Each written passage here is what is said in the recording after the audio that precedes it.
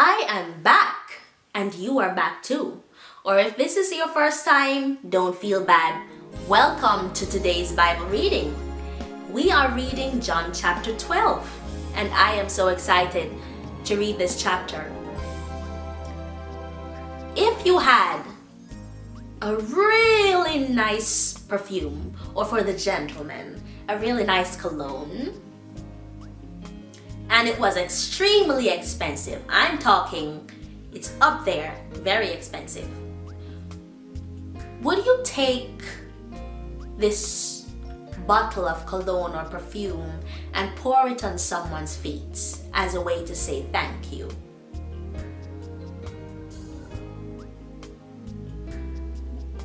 No, I wouldn't. But we're not talking about a person here. What if we're talking about Jesus? Would you take that perfume or that cologne or that fragrance scent and pour on his feet to say, Lord, I esteem you, I worship you, and I thank you for what you've done in my life? John chapter 12, verse 1. Then, 6 days before the Passover, Jesus came to Bethany, where Lazarus, who had been dead, whom he had raised from the dead. There they made him a supper, and Martha served, but Lazarus was one of those who sat at the table with him. Then Mary took a pound of very costly oil of spikenard, anointed the feet of Jesus, and wiped his feet with her hair. And the house was filled with the fragrance of the oil. But one of his disciples, Judas Iscariot, Simon's son, who would betray him, said, Why was this fragrant oil not sold for 300 denarii and given to the poor? Now let's pause there. This is Judas who loves his money. This is Judas with the money bag. This he said, not that he cared for the poor, but because he was a thief and had the money box, and he used to take what was put in it. But Jesus said, Let her alone. She has kept this for the day of my burial. For the poor you have with you always, but me you do not have always.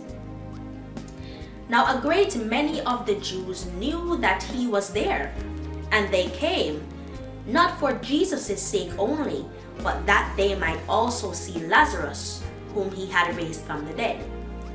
But the chief priests plotted to put Lazarus to death also, because on account of him many of the Jews went away and believed in Jesus. Many persons will want to harm you or will not like you, not because of who you are as an individual, but because your life is a witness of who Christ is. The next day, a great multitude that had come to the feast, when they heard that Jesus was coming to Jerusalem, took branches of palm trees and went out to meet him and cried out, Hosanna! Blessed is he who comes in the name of the Lord, the King of Israel. Then Jesus, when he had found a young donkey, sat on it, as it is written, Fear not, daughter of Zion, behold, your king is coming, sitting on a donkey's colt. His disciples did not understand these things at first, but when Jesus was glorified, then they remembered that these things were written about him, and that they had done these things to him. Therefore the people who were with him when he called Lazarus out of his tomb and raised him from the dead bore witness. For this reason the people also met him, because they heard that he had done this sign. The Pharisees therefore said among themselves, You see that you are accomplishing nothing. Look, the world has gone after him. Now there were certain Greeks among those who came up to worship at the feast. Then they came to Philip, who was from Bethsaida of Galilee, and asked him, saying, Sir, we wish to see Jesus. Philip came and told Andrew, and in turn Andrew and Philip told Jesus. But Jesus answered them, saying, The hour has come that the Son of Man should be glorified. Most assuredly, I say to you, unless a grain of wheat falls into the ground and dies, it remains alone. But if it dies, it produces much grain.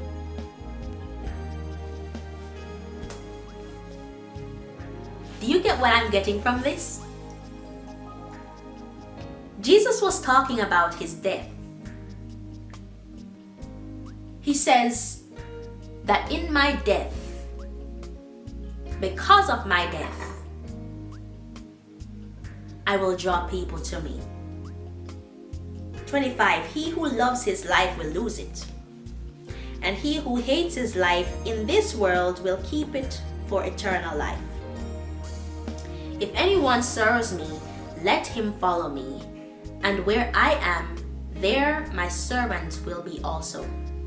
If anyone serves me, him my Father will honor. Now my soul is troubled, and what shall I say? Father, save me from this hour? But for this purpose I came to this hour. Father, glorify your name. Then a voice came from heaven, saying, I have both glorified it and will glorify it again. Therefore the people who stood by and heard it said that it had thundered. Others said, an angel had spoken to him.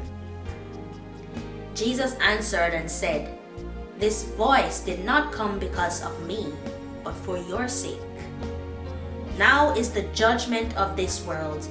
Now the ruler of this world will be cast out. And I, if I am lifted up from the earth, will draw all peoples to myself. This he said, signifying by what death he would die. The people answered him, We have heard from the law that the Christ remains forever. And how can you say the Son of Man must be lifted up? Who is this Son of Man? Then Jesus said to them, A little while longer the light is with you. Walk while you have the light, lest darkness overtake you. He who walks in darkness does not know where he is going. While you have the light, believe in the light, that you may become sons of light. These things Jesus spoke and departed and was hidden from them.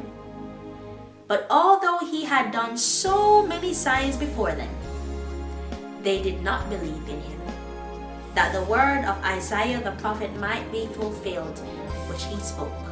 Lord, who has believed our report? And to whom has the arm of the Lord been revealed? Therefore they could not believe, because Isaiah said again, He has blinded their eyes and hardened their hearts, lest they should see with their eyes, lest they should understand with their hearts, and turn, so that I should heal them. These things Isaiah said when he saw his glory and spoke of him. Nevertheless, even among the rulers many believed in him, but because of the Pharisees they did not confess him, lest they should be put out of the synagogue. For they loved the praise of men more than the praise of God. Then Jesus cried out and said, He who believes in me believes not in me, but in him who sent me. And he who sees me sees him who sent me. I have come as a light into the world, that whoever believes in me should not abide in darkness. And if anyone hears my words and does not believe, I do not judge him, for I did not come to judge the world, but to save the world. He who rejects me and does not receive my words has that which judges him. The word that I have spoken will judge him in the last day. for I have not spoken on my own authority, but the Father who sent me gave me a command, what I should say and what I should speak. And I know that his command is everlasting life. Therefore, whatever I speak, just as the Father has told me, so I speak. What a beautiful chapter. And also painful when we recognize that although Christ has done so many things in our lives, many times we are tempted to not believe, and our unbelief is so painful to him, and we still walk around with distrust in our hearts. When we see all that he's done for us, when we witness his goodness, we are still inclined to not believe him.